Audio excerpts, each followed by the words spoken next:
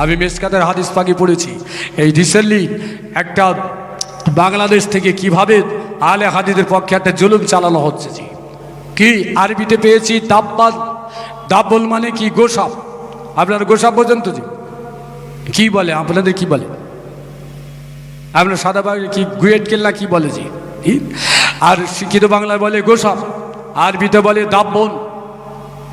বাংলাদেশ থেকে লিখছে বলছে কি সান্ডা। বাংলাদেশ থেকে বলছে সান্ডা। নবী পাক সাল্লাল্লাহু আলাইহি ওয়াসাল্লাম এক সময় কুটুম বাড়ি বেড়াতে গেলেন। কার বাড়িতে? আল্লাহ নবীর চাচাতো ভাই, নাম হলো হযরতে আব্দুল্লাহ, বাপের নাম আব্বাস। হযরত আব্দুল্লাহর খালার নাম হলো মাইমুনা, আর একটা খালাতো ভাইয়ের নাম ছিল খালেদ বিন ওলীদ। হযরতে আব্দুল্লাহ বিন আব্বাস রাসূলুল্লাহ নিজের চাচাতো ভাইয়ের সঙ্গে কুটুম বাড়ি বেড়াতে গিয়েছেন। আমরা ছোটবেলায় দেখেছি কুটুম বাড়ি বেড়াতে গেলে কি দিত? এসব বড় গ্লাসে শরবত দিত জি। ওই গ্লাস আর পশ্চিমবাংলা আছে? ও গ্লাসে পানি খাওয়ার লোক নেই তো থাকবে কি করছি? তো আগে কি করতো? পানি দিত পা হাত পা ধোয়ার, কাঁসার বদনায় পা ধুতে দিত, তারপরে কাঁচের শরবত দিত, তাগলে পর সুজির পায়ে দিত জি। এখন হাত ধোয়া নেই, পা ধোয়া নেই, গেলে চিটিং বাস কাপে চা দেবে, থাকো না চলে যাও। কি এটা চলছে কুটুম্বিতে? এখন চিটিং বাস চাপতো নাকি? ছোট ছোট কাপে চা দেওয়া, না সুজির পায়ে, না বসার জায়গা, না মেহমানদারি, না হাত পা ধোয়া, ওসব আর কিছু নেই জি। খুব যদি হয় কম। তো আল্লাহ নবী যাওয়ার পরে সাহাবীদের নিয়ে বসলেন। নবীকে কি দিলেন? দাব্বাল মাহানুসাব, ভুনা করা গোস্ত খেতে দিলেন। কিসের গোস্ত? ওই গোসাপের গোস্ত। আল্লাহ নবী হাত টেনে নিলেন, নবীজি খেলেন না, কিন্তু নবীর সঙ্গে সাহাবীরা খেলেন। আব্দুল্লাহ বিন আব্বাস, হযরত খালিদ বিন ওলীদ খেয়ে ফেললেন। খাওয়ার আগে জিজ্ঞেস করলেন, ওহরে মোহো ইয়া রাসূলুল্লাহ, হুজুর এটা কি আমাদের জন্য হারাম? আল্লাহ নবী বললেন, লাইসা মিন আরদিনা, এটা আমাদের এখানে পাওয়া যায় না। নবীজি খেলেন না। হাদিসের তিনটে ভাগ আছে। হাদিসে কাউলি, যেটা নবী বলেছেন যাকে বলা হচ্ছে বাণী। হাদিসে ফেলি, যেটা নবী করেছেন কর্ম। হাদিসে তাকরিরি, নবী সম্মতি দেননি, নবী না বলেননি। সাহাবীরা গোসাপের গোস্ত খেলেন, নবীজি কিন্তু খেলেন না। এটা মিশকাতের হাদিস আছে। এরপরে আল্লাহ নবী শানে ওই গোসাপের গোস্ত খাওয়া সরাসরি হারাম বলা হয়েছে। আমরা হানাফি মাযহাবের মানুষ, আবু হানিফা হুজুরের মতের মানুষ, গোসাপ খাওয়া আমাদের জন্য হারাম। রিসেন্টলি নেট খুলে দেখেন, দুটো ছবি দিচ্ছে, একটা হলো কালো, একটা হলো সাদা। মক্কা মদিনায় আশেপাশে ওই বালুর মধ্যে পাহাড়ি অঞ্চলে যে গোসাপগুলো থাকে ওইগুলো দেখতে সাদা, বলছে সান্ডা, ওটা খাওয়া যাবে। আর কালোটা বলছে এটাই গোসাপ আর ওইটাই সান্ডা। সান্ডার আরবিটা বলো, সান্ডার আরবিটা বলো জি। তাহলে কালো এবং সাদা দুটো গোসাপ আবু হানিফা রাহমাতুল্লাহ আলাইহি বলে গেলেন হারাম, এবং আরবিতে এসেছে দাব্বল, মানে গোসাপ আমাদের জন্য খাওয়া চলে না। আমাদের এলাকায় 1 হাত জোর 1.5 হাত হয়, আর বাড়িপুরের দিকে দেখবেন 2.5 হাত 3 হাত মতো লম্বা চড়া জি। ওগুলি কি বলে? বাড়িপুরের দিকে, আমাদের এলাকার থেকে ওই এলাকায় বড় বড় হয় জি, ছোট ছোট কুমিরের বাচ্চার মতো। তো এটাকে দাব্বল বলা হয়। এটা খাওয়া নিষেধ। অথচ আপনার নেটে যেভাবে ছাড়ছে, ছবি দিচ্ছে, নিচে লিখছে খাওয়া চলবে, আবার রান্না করে বিরিয়ানির সঙ্গে দেখাচ্ছে এটা সৌদিরা খেতে ভালোবাসে। আসলে সব সৌদি খায় না জি, সব সৌদি খায় না। তো এইভাবে বিকৃতি ওয়াজ নসিহত আজকে নেটের মাধ্যমে পরিবেশন হচ্ছে, আমাদের কাছে আসছে, আমরা এত বুঝি না। এই ওয়াজ দেখার পরে ইমামের সঙ্গে তর্ক হচ্ছে, ইমাম সাহেব তোমরা বলো চলবে না, এই দেখো বড় বড় হুজুর বলছে চলবে। অনুরোধ থাকবে জি, তাই সকলের ওয়াজ শুনে আমল করার চেষ্টা করবেন না। আল্লাহ হেফাজত করেন। এবার আমি আমার হাদিস পাকের দিকে ফিরে যাচ্ছি। বলতে বলতে অনেক দূর চলে এসেছি। একবার দরুদ শরীফ আল্লাহুম্মা মাওলানা মুহাম্মদ ওয়া আলা আলি সাইয়্যিদিনা। কে কহিল শেরকে ছাড়ো, ডাকো সবে খোদার প্রবঞ্চনা চগল খুরি ছড়চুরি ব্যভিচার বিদা বিধির বাদ ভেঙে কয়েন মমিন সবাই এক সমান সে যে মোদের দয়ার নবীন দরুদ পড়ো মুসলমান আল্লাহুম্মা সাল্লি আলা মাওলানা মুহাম্মদ ওয়া আলা আলি সাইয়্যিদিনা। আপনাদের অসুবিধা হয় না তো জি? কি অসুবিধা হয় না জি? আর সকালে ঝগড়া বাঁধিয়ে ফেলবেন ইমাম সাহেবের সাথে জি। আর কদিন পরে কোরবানি আসছে, একটা মশলা বলছি জি। আল্লাহ নবী বলেন জাকাতুল জানিনা জাকাতে উম্মাহু, মায়ের জবে করার অর্থ পেটে যদি বাচ্চা থেকে বাচ্চা জবে হয়ে গেল। এখন কোরবানির দিন ইমাম সাহেব একটা গরু জবাই করেছেন, ছাড়াতে ছাড়াতে ছাড়াতে তার পেটে একটা বাচ্চা পাওয়া গেল। কোনটা খাবেন আর কোনটা ফেলে দেবেন? যদি জানা থাকে বলেন। হ্যাঁ, কসাইখানায় হলে ও তো চালিয়ে দেবে একসাথে জি, আপনি তো দেখতে যাবেন না। তাহলে রসুল বললেন মায়ের জবে করার অর্থ হলো বাচ্চার জবে করা। কোরবানি হলো গরু বা মোষ, পেটে বাচ্চা পাওয়া গেল, কোনটা খাবেন আর কোনটা ফেলবেন? কি এটা বলবো না, যত ফতোয়া চার দোকানে তো খুঁজি, এখানে কোনো ফতোয়া চলবে না জি। তাহলে তিনটে মত আছে। ইমাম শাফি বলছেন কি, যদি ওই বাচ্চাটা গায়ে পশম থাকে, মায়ের জবে করার পরে চামড়া ছাড়াতে গিয়ে দেখা যাচ্ছে বাচ্চাটা মরে গেছে, ওর গায়ে পশম আছে, ও খাওয়া যাবে।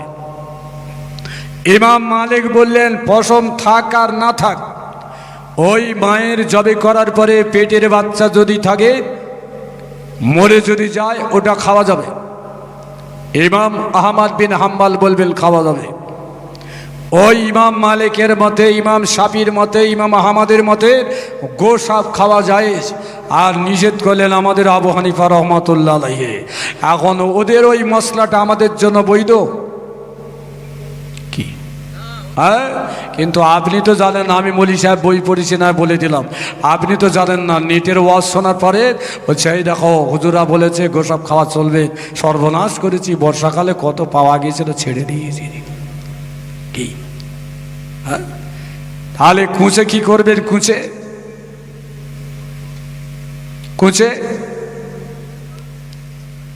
বলেন, একটু বলেন না জি।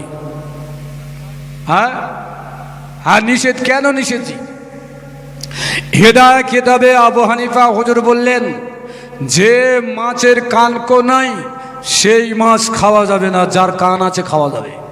আর সাপের কান আছে, কুঁচে, মরুলি মাছ, সীতাহার মাছ, এইসব মাছের কান নেই, একটু দেখবেন। আমি তো বই পড়েছি জি, সেই জন্য।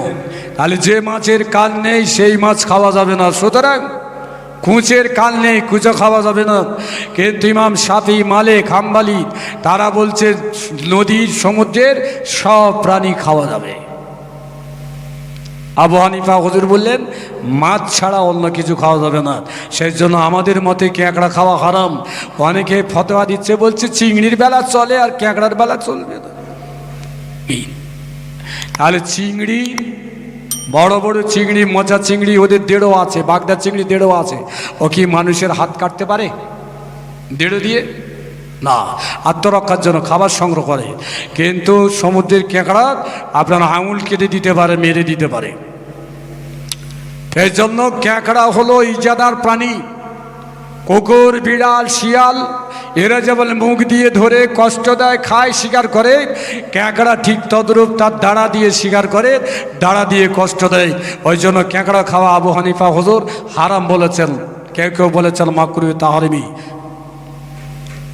এবার আমি যে মশলাটা বলতে চাচ্ছি, দুটো ইমামের মতের পার্থক্য কি সেটাই বোঝাতে চাচ্ছি, কারোর বিরোধী করার জন্য। তাহলে জাকাতুল জানিনা জাকাতে উম্মাহ, তিনটে ইমাম বললেন চলবে, আবু হানিফা বললেন চলবে না। কেন চলবে না? নবী বলেছেন মায়ের জবে করা, বাচ্চার জবে করা, সুতরাং কেন চলবে না? আবু হানিফা হুজুর যুক্তি দিচ্ছেন, তীর দিয়ে যদি আপনি কোনো পাখি মারেন, সেই পাখি ডাঙায় যদি পড়ে থাকে আপনার জন্য খাওয়া যায়, জবে করে বেঁচে থাকলে জবে করতে পারেন, মরে গেলে খাওয়া যাবে যদি বিসমিল্লাহ বলে তীর দিয়ে মারেন। কিন্তু ওয়াকুস আল মাকুস, বন্দুক দিয়ে ইয়ারগান দিয়ে যদি মারেন, মরে যদি যায় খাওয়া যাবে না, জ্যান্ত থাকলে জবে করতে হবে। ও এখন সব নখ দিয়ে গলা কাটছে জি, নখ দিয়ে জবে করা হলো হারাম, চলবে না জি।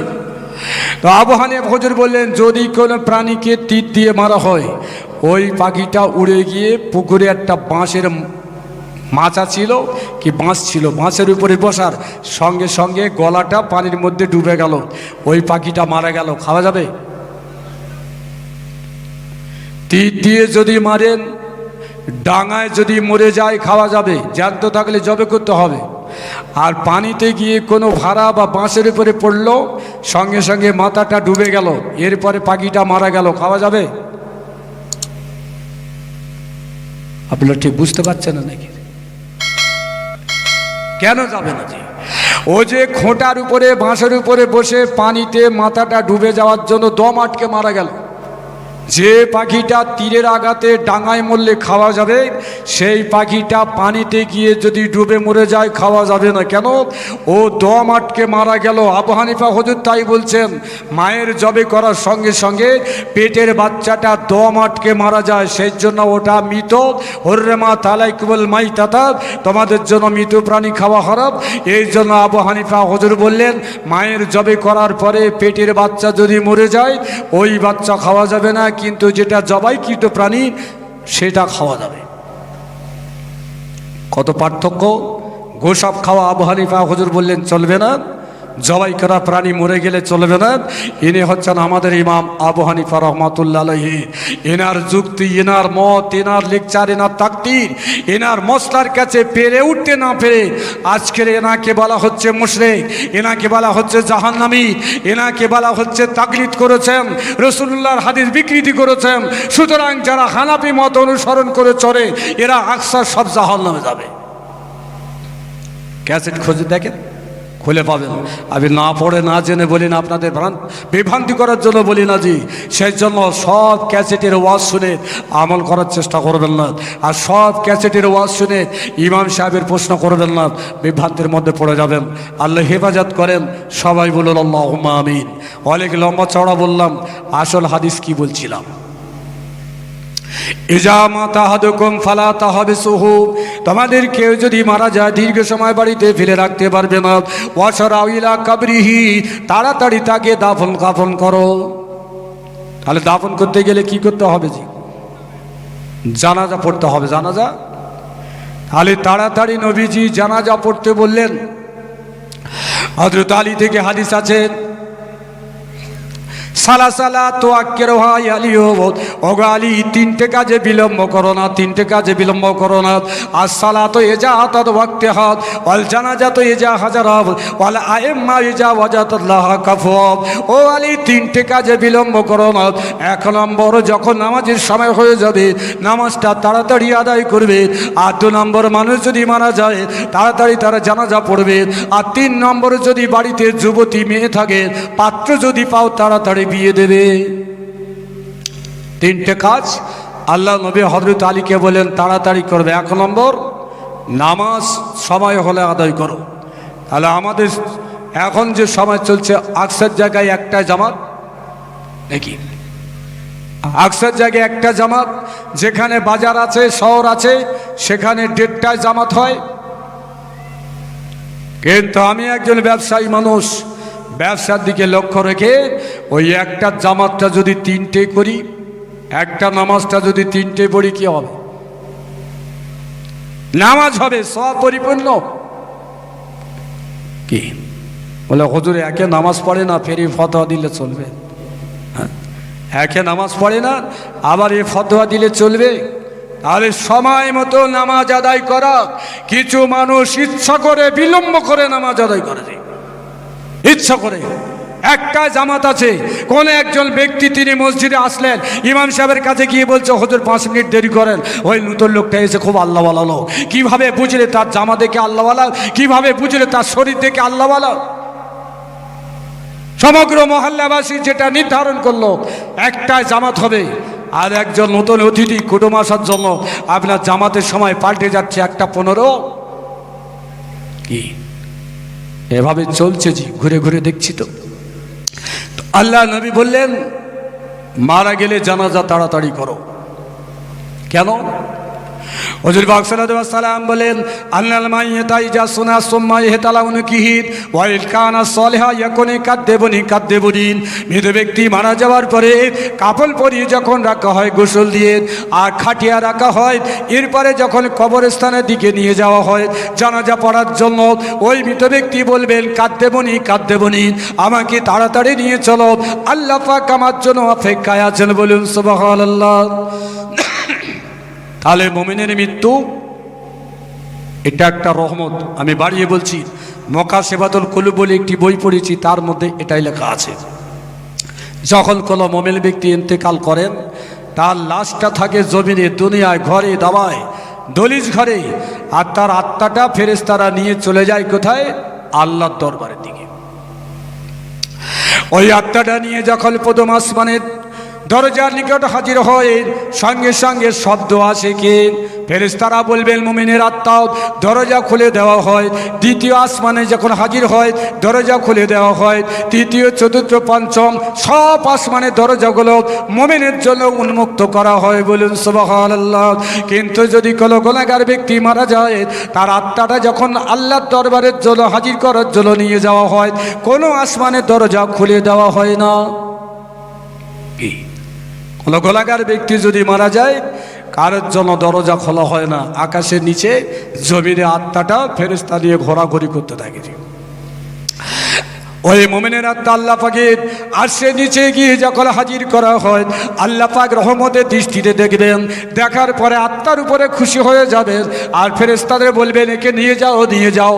এই মুহূর্তে জানাজা হবে, লাশের ভিতরে একে প্রবেশ করো, একে কবরে সওয়াল জব করা হবে, আর এ পরীক্ষায় পাশ করে যাবে, কিয়ামত পর্যন্তের কবরটাকে জান্নাতের টুকরা বানিয়ে দেওয়া হবে। আল্লাহ নবী বলেন আন্নাল কবর রায়হান মিন রায়হানিল্লাহ। কোন ব্যক্তির জন্য কবর হলো জান্নাতের টুকরার মধ্যে টুকরা। বলুন সুবহানাল্লাহ। তাহলে কিছু হিন্দু ভাই আছে, ওদের বোস্টম বলে, ভালো করে কাঁথার দড়ি দিয়ে কোষে বাঁধে, পায়ে বাঁধে, হাঁটু বাঁধে, গাড্ডা খুলে আর বসিয়ে দেয়। ওটা কি কবর বলবেন? খ্রিস্টানদের বাক্স বন্দি করে ওই এক হাঁটুকের থেকে একটু বেশি খোলে, আমাদের কোমর পর্যন্ত খুলতে হয়। বেটা ছেলে হলে নাভি, মেয়ে ছেলে হলো বুক, লম্বায় 3.5 হাত, চওড়ায় হলো 1.5 হাত। এটা হচ্ছে কবরের পরিমাণ। আরে খ্রিস্টান ভাইদের বাক্সবন্দি করে মাটি চাপা দেওয়া হয়, ওটা কি কবর বলবেন? সারা পৃথিবী যত কবর আছে, মোমেনের কবর আল্লাহর কাছে জান্নাতের টুকরার মধ্যে টুকরা। বলুন সুবহানাল্লাহ।